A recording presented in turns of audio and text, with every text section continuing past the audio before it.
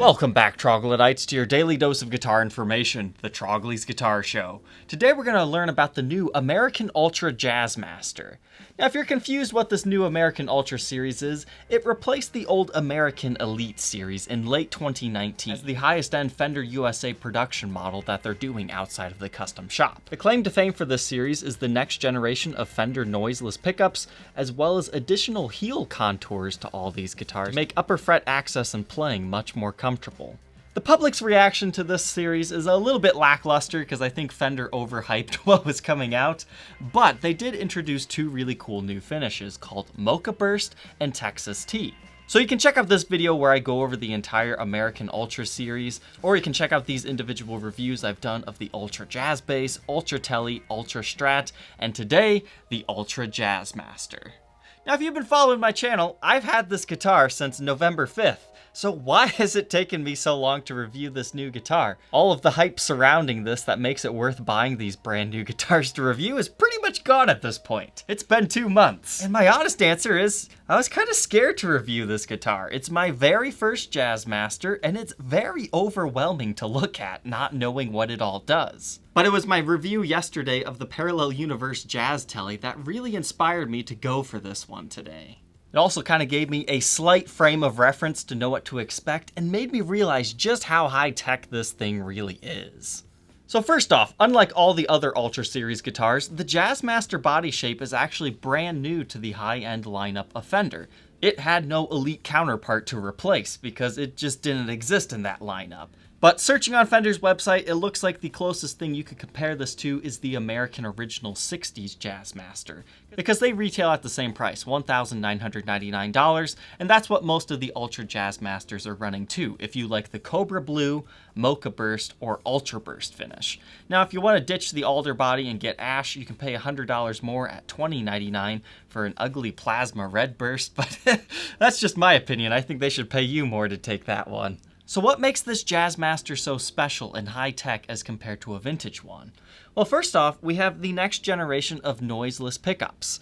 But at the same time, it's the first generation of Jazzmaster noiseless pickups. This is the first time Fender has ever done noiseless Jazzmasters. And I didn't realize that when I bought this. So this is a first-time experience for everybody, including Fender. They've also updated what the controls are doing here. Normally, on a Jazzmaster, you have a master volume, master tone, and your output jack is up here. We now have 3 knobs that are acting as a master volume and then independent tone controls for each pickup. But you also have a built-in S1 switch. And what this guy does is when you press them down, you can see it kind of indents right there. It's just a little button. That puts both of the pickups in series regardless of what pickup position that you're in. And then instead of the regular rhythm and lead circuit that most Jazzmasters have up here, this is now an in and out of phase switch. That is, if you're in the middle position. So when you have this flipped up, when you're in that middle position, this is now in and out of phase, so you kind of get those honky-tonky sounds. But these little sliders right here are then controlling the volumes for each of these pickups. So if you like to tinker around with stuff, that's a lot of fun, but if you like more straightforward guitars, yeah, that might not be for you, but it is a new feature that some people might find more useful than the old rhythm lead circuit. Some other things to consider are a compound radius and the modern D-neck profile shape. You get locking tuners on these guys, which is a very nice feature for quick string changes. You also get stock Schaller strap locks, and of course, the sculpted body heel right here, which is definitely a new thing for this Jazzmaster shape. So now that we've got all that out of the way, what are my first impressions of this thing? The Mocha Burst finish, I loved it when it was first released. But when I opened the case, I'll be honest, I didn't like it. It's definitely a lot sparklier than I was expecting. I was thinking it was going to be a little bit more subtle and subdued, but this is, really sparkly in your face. It's not really even showing up quite well in the camera.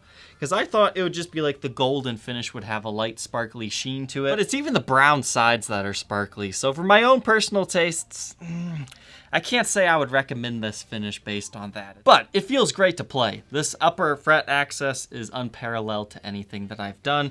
And honestly, I really like this Jazzmaster body shape because it feels like it just kind of naturally gets away from everything in the higher fret access anyways. So it's kind of a nice match made in heaven in that aspect. But I'm still gonna stick to my guns that this thing is overwhelming and confusing. If I did not have all the Fender marketing and videos and other stuff that they've provided to help me understand this guitar, if I would have picked this up at a shop, I would have had no idea what was going on. And lastly, with the output jack being moved to the side here, I think it was just placed in the wrong spot.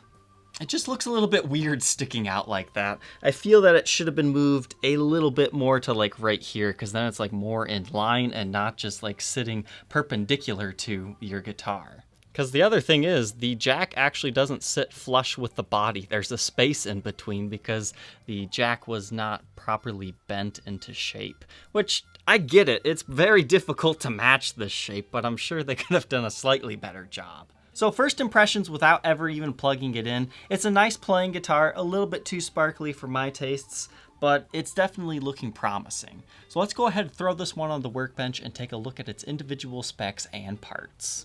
Inside the American Ultra Jazzmaster, this was definitely something interesting to find. So it's not quite a swimming pool route, and it's not just two routes for pickups either.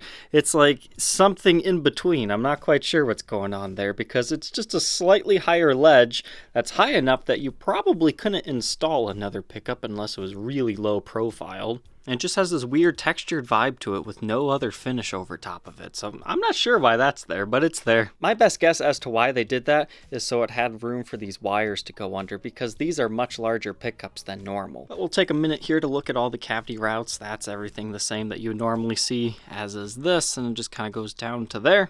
But right here between the foam blocks, you can see there is a little barcode there that's a little bit hard to read. And it almost looks like there was one there at one point in time in the factory.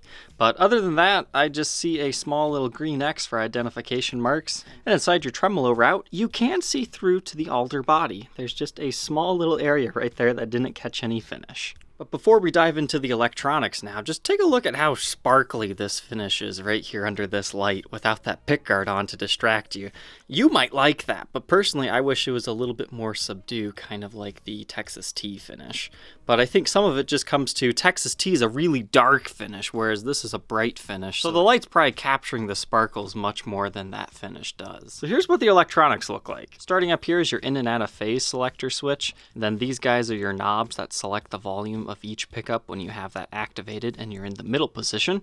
And man, they have a bunch of wires going through here. It's the bridge pickup that directly connects to there, and then the neck pickup actually connects, I think, within the volume pot that also has the built-in S1 switch. So you can see that thing's rather gigantic, and you got this little circuit board attached to there. And these are your two tones, and the tone pots do have treble bleeds on them. As far as the pickups go, I was rather surprised when I took these out to not see any type of marking except for the Fender Noiseless branding of the covers themselves. But here's the pickup. It just kind of has that felt thing on top of it, and then it's just very basic in the way it looks. It would be hard to tell what this is unless you know what you're looking at. The way Fender makes pickups noiseless is they actually stack them on top of each other, so it's essentially making a humbucker in a way. But instead of being super wide, it's just super tall. So here you can see the two coils on top of each other, and the back has a copper shielding tape over it. I did not see any dots or any other type of markings on them. Well, I guess that one has the blue dot. I'm sure this one's supposed to have a red dot, but I guess not. Maybe it's underneath the tape. And then lastly, you just have your three-way toggle switch right there with some shielding on top of all this. As far as the tremolo goes, that's what the route looks like. That little wire there is just your grounding tab that connects to the bottom side of this. And this is just basic Jazzmaster stuff here, the vintage style trem. The only thing I believe that they changed is it's a threaded insert for your bar, so you can adjust how tight you want it just by turning it like that, so it's not a pop-in bar. The bridge looks like this with the barrel saddles that just kind of move in right here. And your output jack, it's just over here on the side. Nothing too special there, besides the location. And these do have the no-load tone pot. So what that means is when it's on 10, it's like this thing's not actually in the circuit, and they kind of click into place. So it's kind of locked when it's at 10. So that can be kind of annoying if you just want to roll it down a little bit because it takes a little bit more effort. But with the knurled knobs, it's not anything to really complain about. I just want to be as thorough as possible. And then you activate the S1 switch just by pushing down on it like that. So all that sits on top of the alder body for this one. Again, ash is available as an upgrade for $100 more. But you have a maple neck with binding with a rosewood fretboard. That's still only 21 frets. I'm surprised they didn't try to extend this this and make it really weird with a 22 fret Jazzmaster or something like that. But it does have a compound radius, so it starts off as a 10-degree radius here, and then it slowly moves into a 14-inch radius to make bends easier. And now that I've experienced Fenders that don't have this, I definitely prefer the compound radiuses. But as far as the neck shape itself, they're calling this the Modern D neck, which kind of differs from most of the other Ultra series because those guys usually go from like a Modern C that transition to a Modern D. So this is just more of a uniformed, slightly thin, but still kind of a rounded neck. And they're using medium jumbo frets on these guys with white pearloid markers. You've got a bone nut, and as far as neck specs go, we're looking at about a 1.69 inch at the nut, and at the 12th fret, you're looking at about 2.03. First fret neck depth, 0.83, and these usually stay pretty consistent. I bet 0.89 is what it'll be.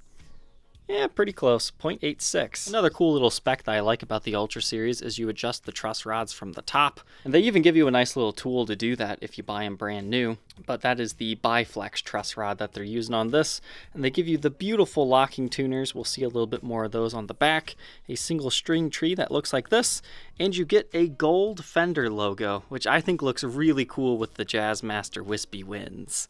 So it's just kind of a nice headstock here that also has the gloss finish on the top. And that matches the glossy urethane that you find on here, but the back of the neck is the Ultra Satin finish, so it's a little bit smoother to play. These guys are a 25.5-inch scale length, and in regular positions, none of the fancy stuff on, everything 10. The middle position reads 7.72 k ohms. Your bridge position, wow, that's hot, 17.42. And your neck position, 12.1? That's definitely not what I was expecting here, but pickup readings don't always mean too much when they're within the circuit, but we'll see how these things sound shortly. Moving on to the backside here, you can see Jazzmasters are just kind of a funky bean shape. But I guess this also helps show you how sparkly the finish is as well, and how it kind of has like a reddish hue right before it gets to that dark brown color, so it just moves into the gold gradually there. But you can see, stock from the factory, Schaller strap locks. I like that because those are the ones that I prefer, and once again your output jack there on the side. And the biggest thing that's new for this Jazzmaster in the Ultra series is this. You see this little curve right here? It just kind of makes the body fold in a little bit, which gives your hand more room to cup this area when you're playing higher up in the fret registers. And they also have this extra little cutaway right there to also give your hand some additional room. So I think that's definitely a really nice new added improvement that they've done with their guitars. But it might still be slightly too expensive for most people to upgrade into this type of guitar. But if I had to guess, Fender's probably going to release this on more guitars in the future. It'll probably just be reserved for the Ultras right now, though. And you do have a tinted lacquer on the back of it, and again, it is a satin finish, so it's nice and smooth, and you have your walnut skunk stripe right there. Despite them not actually having to do it this way because it has a rosewood fretboard. And then up here, you just have your serial number, which is on a decal. This is made in Corona, California, and here are your locking tuners. Spooky. This one weighs 8 pounds, 8.8 ounces. Let's go ahead and plug this one in and go over its tones.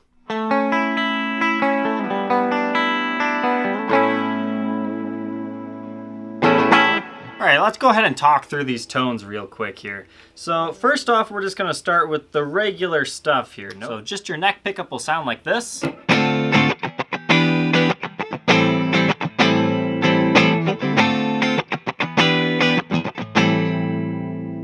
Just your bridge pickup.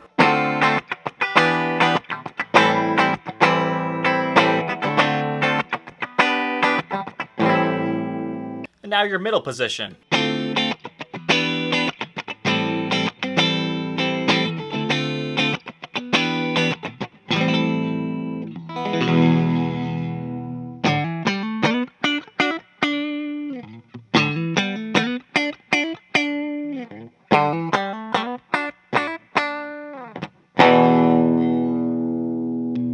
The neck pickup has a nice jazzy tone to it. And the bridge pickup has a familiar kind of bite. But I really like that middle position, which is a combination of the two. It's nice and honky-tonky. But in any position, it doesn't matter where you are, if you hit this neck switch, it's these two pickups in parallel. And that'll sound like this.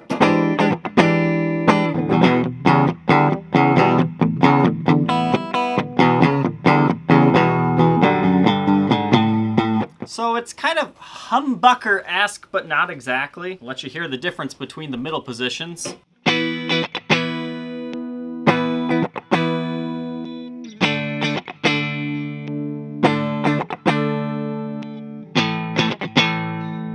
Personally, I don't find the S1 switch too pleasing to my ears in this particular guitar. But it was an invaluable tool when it came to the Ultra Tele. Other than that, you just have some tone controls here.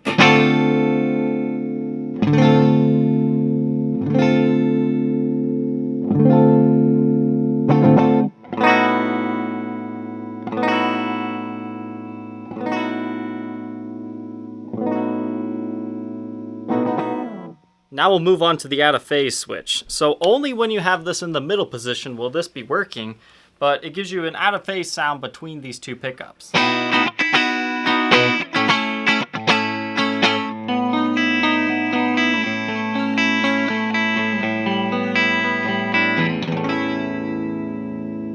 Then these guys act as volume controls for each of these. So when you're out of phase, you can actually kind of control your sound a little bit more for like an out of phase neck pickup versus out of phase bridge pickup. So here's me rolling down the bridge pickup.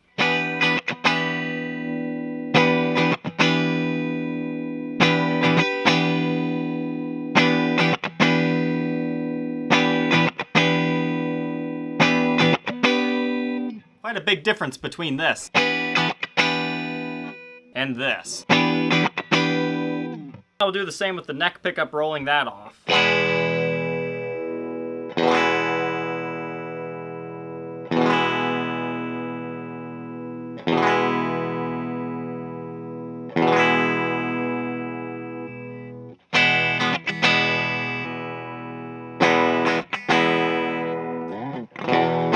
And then you could also do the S1 switch within here too.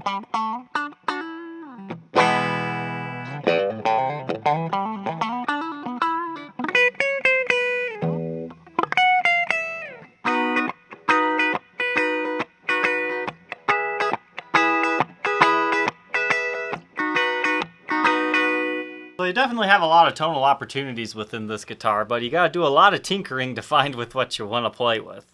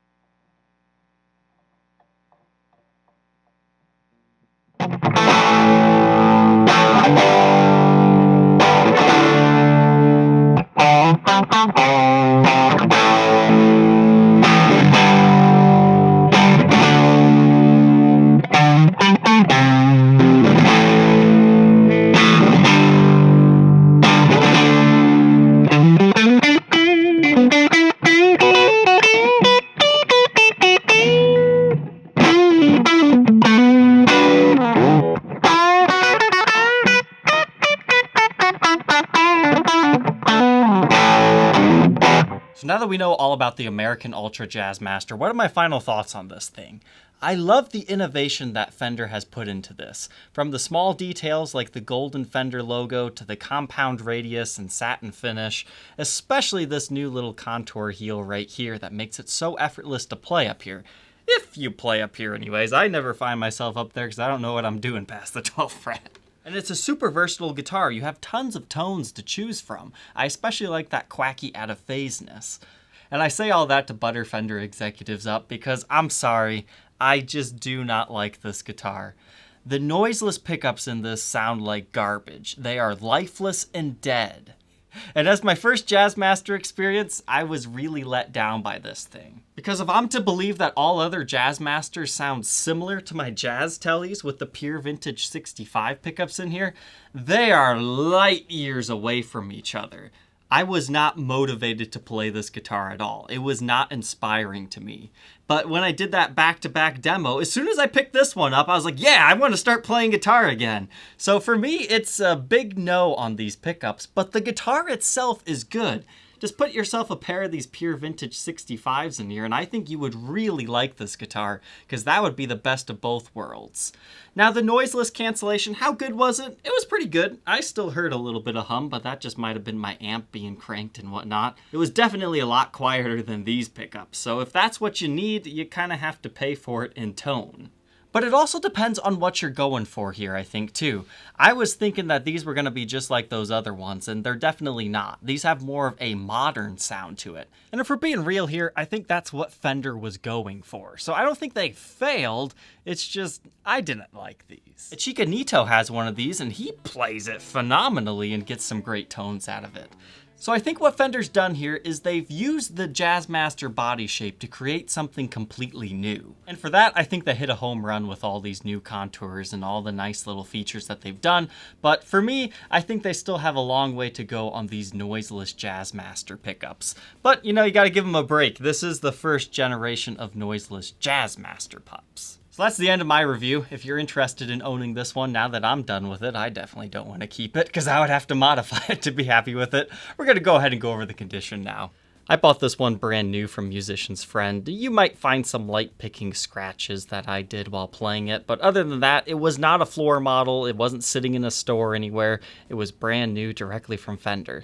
I did put a little bit of graphite in the nut just to make sure the tuning stability would be very good, and I polished up those frets and conditioned the fretboard so you don't have to worry about doing that or anything.